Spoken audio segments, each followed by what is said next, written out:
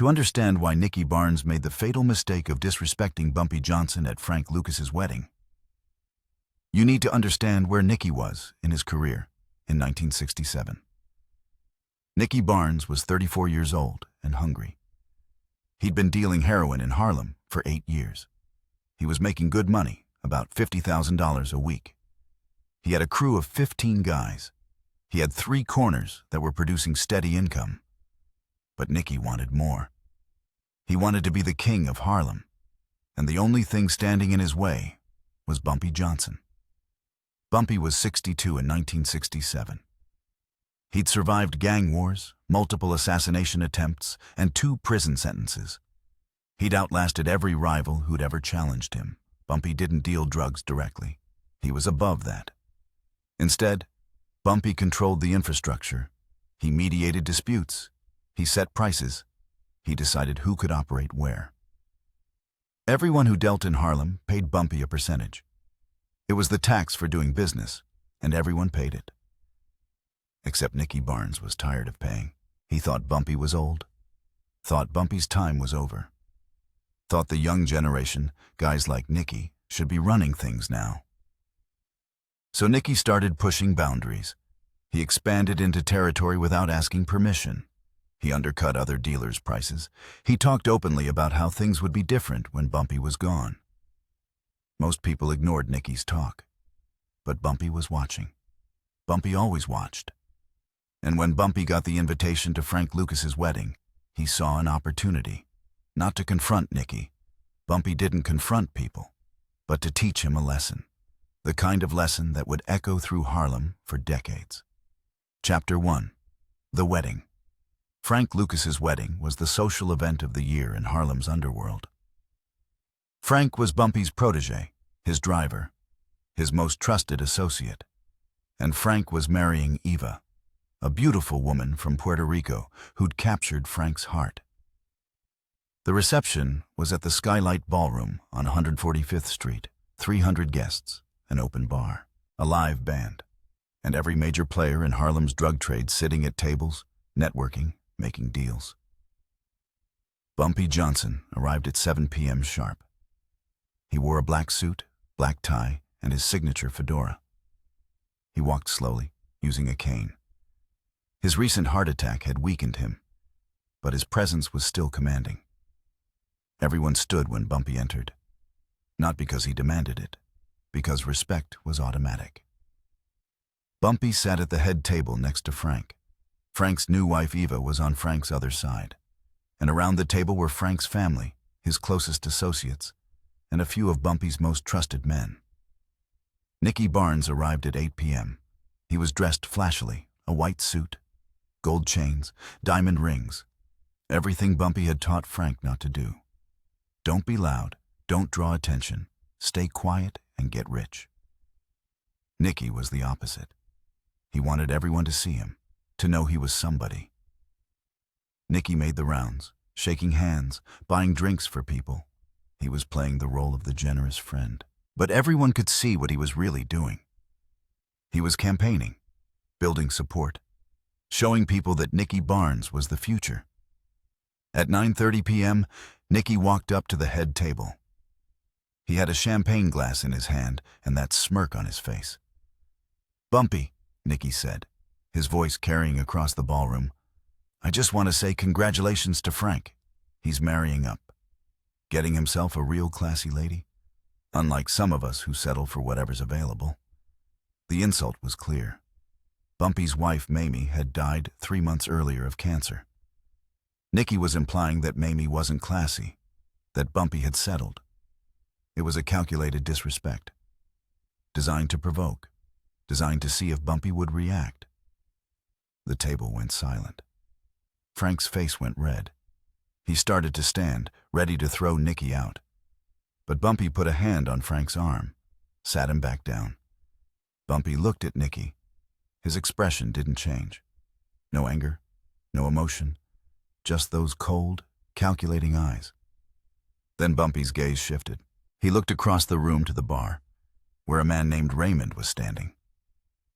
Raymond was one of Bumpy's oldest associates. He'd worked for Bumpy for 25 years. He handled Bumpy's connections with the Italian families. He controlled access to the best heroin suppliers, and he was watching this entire interaction.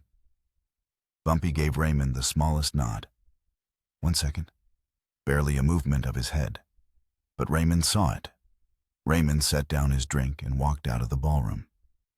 Bumpy turned back to Nicky. His voice was quiet. Calm. Thank you for your kind words, Nicky. I'm sure Frank appreciates your support. Nicky smiled, thinking he'd won. He'd insulted Bumpy to his face, and Bumpy had done nothing. Nicky walked away feeling invincible. He had no idea what that small nod meant. He had no idea that Bumpy had just signed his death warrant. Not a literal death. Something worse. Financial death. Chapter 2. The phone calls. Raymond left the Skylight Ballroom and walked 3 blocks to a payphone. He made the first call at 9:45 p.m. The person who answered was Anthony Salerno, a capo in the Genovese crime family. Raymond's voice was formal. Mr. Salerno. Bumpy Johnson sends his regards. He has a request. What kind of request? There's a dealer named Nicky Barnes. He's been buying from your people for the past 2 years. Bumpy would like that relationship to end. Anthony was quiet for a moment. This is about business or personal? Anthony, with Bumpy it's always about business. But this particular business involves respect. Nicky Barnes disrespected Bumpy tonight. In public, at a wedding. And Bumpy believes that anyone who disrespects him shouldn't be allowed to prosper in Harlem. Anthony understood immediately. Nicky's done. We'll cut him off tomorrow. Raymond made the second call at 10 p.m. This one went to a man named Joseph, who ran the numbers operation in East Harlem. Joseph answered on the first ring. Raymond, what can I do for you?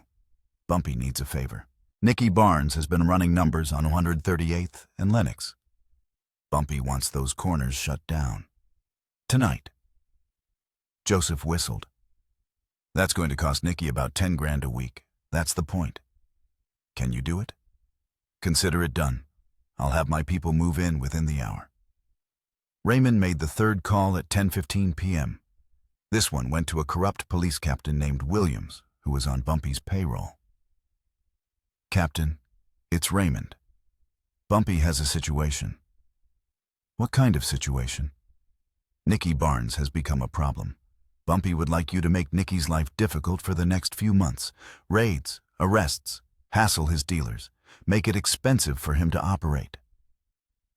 Williams laughed. How expensive? Let's say $50,000 in legal fees, bail, and lost product. Williams, if you can make it $100,000, Bumpy will double your monthly payment. Consider it done. By 10:30 p.m., Raymond had made 5 phone calls.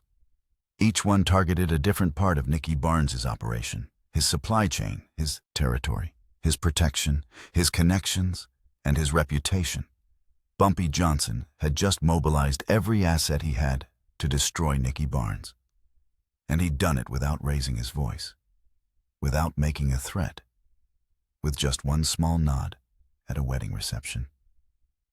Chapter 3. The Collapse. The first thing Nicky Barnes noticed was his heroin connection drying up. Monday morning, June 17th, 2 days after the wedding, Nicky called his supplier, a guy named Paulie who worked for the Genovese family. Paulie, I need another 10 kilos, same as usual. There was a pause on the line. Nicky, we got a problem. What kind of problem? We can't do business with you anymore. What are you talking about? We've been doing business for 2 years. Orders from above. You're cut off. Nicky, no more product, no more meetings. We're done. Paulie hung up. Nicky stared at the phone in disbelief. He tried calling 2 other Italian suppliers. Both gave him the same answer. We can't do business with you. Orders from above. By Tuesday, Nicky's product supply had completely dried up. He had maybe 2 weeks of inventory left. After that, he had nothing to sell. Wednesday morning, Nicky got another shock. His corners on 138th and Lennox had been taken over. Joseph's crew had moved in overnight, kicked out Nicky's dealers, claimed the territory. When Nicky confronted Joseph, the response was simple. Bumpy said, "These corners are closed to you. Find somewhere else to work." Nicky tried to fight back, sent his crew to reclaim the corners. But Joseph's crew was bigger, better armed, and had police protection. Nicky's guys got arrested, $15,000 in bail, 3 of his best dealers off the street. Thursday, the police raid started. Captain Williams's people hit 3 of Nicky's stash houses in one night, seized $50,000 worth of heroin, arrested 2 more of Nicky's crew. Nicky paid $20,000 in bail and legal fees, and the raids kept coming every night for a week. By the end of June, Nicky Barnes had lost approximately $200,000 in seized product, legal fees, and bail. He'd lost his 2 best corners, costing him $20,000 a week in income. He'd lost his Italian suppliers, meaning he had no reliable source for heroin.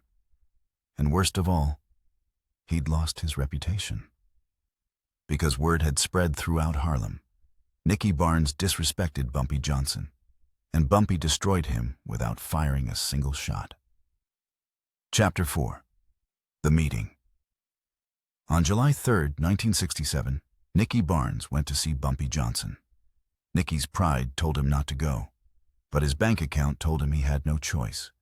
He was bleeding money, his operation was collapsing, and only one man could stop it. Bumpy received Nicky in his office above Small's Paradise nightclub. Bumpy was sitting behind his desk, looking exactly as he had at Frank's wedding. Calm, unbothered, in control. Nicky sat down across from him. "Mr. Johnson, I think we need to talk." Bumpy didn't respond, just waited. "I understand I offended you at Frank's wedding. What I said about your wife, it was out of line. I apologize." Bumpy's expression didn't change. "You think this is about an insult?" Nicky shifted uncomfortably. "Isn't it?" "No, Nicky. This is about respect. But not the kind you think." Bumpy leaned forward. "You disrespected me in public. That's bad, but you know what's worse? You disrespected the system. You've been operating in my territory without paying proper respect. You've been undercutting other dealers. You've been expanding without permission. You've been acting like you don't need anyone's blessing. And that comment at the wedding? That was just you confirming what I already knew. You don't understand how this world works." Nicky's voice was tight.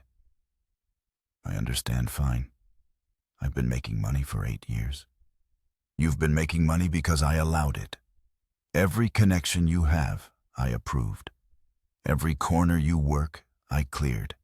Every dollar you make because I decided you could operate here. And when you forgot that, I reminded you." Nicky realized the full scope of what had happened. The suppliers, the corners, the police raids. All of it had been Bumpy. One nod at a wedding, and Bumpy had activated his entire network to destroy Nicky. "So what now?" Nicky asked. Bumpy leaned back. "Now you have a choice. Choice 1, you leave Harlem. Go to Brooklyn. Go to Queens. Go somewhere else and start over. I'll make sure the word goes out that you're off limits. You can rebuild. Just not here." Nicky's jaw clenched. "What's choice 2? Choice 2, you stay in Harlem. But you work for me, directly. No more independent operation. You take orders, you pay the proper percentage, and you learn how to show respect, not just to me, to everyone. Because in this world, reputation is everything.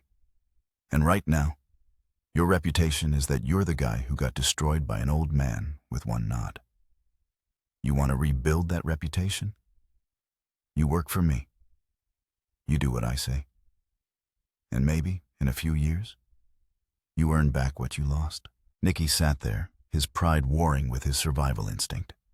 Finally, he asked, "If I work for you, what do I get?" "You get to stay in Harlem. You get my protection. You get access to my suppliers, and you get to learn from the best. I've been doing this for 30 years, Nicky. I've survived things that would have killed most men. You want to be king of Harlem someday? Fine. But first, you need to learn how to be a prince. Nicky looked at Bumpy. The old man's face was unreadable. But Nicky understood what was being offered. A second chance, under Bumpy's thumb, but still a chance. I'll work for you, Nicky said. Good. Bumpy extended his hand. Nicky shook it. Welcome to the family. But Nicky, one more thing, yes? If you ever disrespect me again, there won't be a meeting. There won't be a choice. There will just be a funeral. Yours? Nicky left Bumpy's office that day, having lost his independence, his pride, and $500,000 in cash, product, and income. But he'd learned something valuable. In Harlem, real power didn't come from flash or bravado. It came from connections, respect, and the ability to destroy someone with a single nod. Chapter 5. The Legacy. Nicky Barnes worked for Bumpy Johnson for the next year. He paid his percentage. He followed orders. He kept his mouth shut. And slowly, Nicky rebuilt his operation. When Bumpy died in 1968, Nicky was one of the pallbearers at his funeral. And standing next to him, also carrying the casket, was Frank Lucas. The two men who would fight for control of Harlem for the next decade. Both trained by Bumpy Johnson.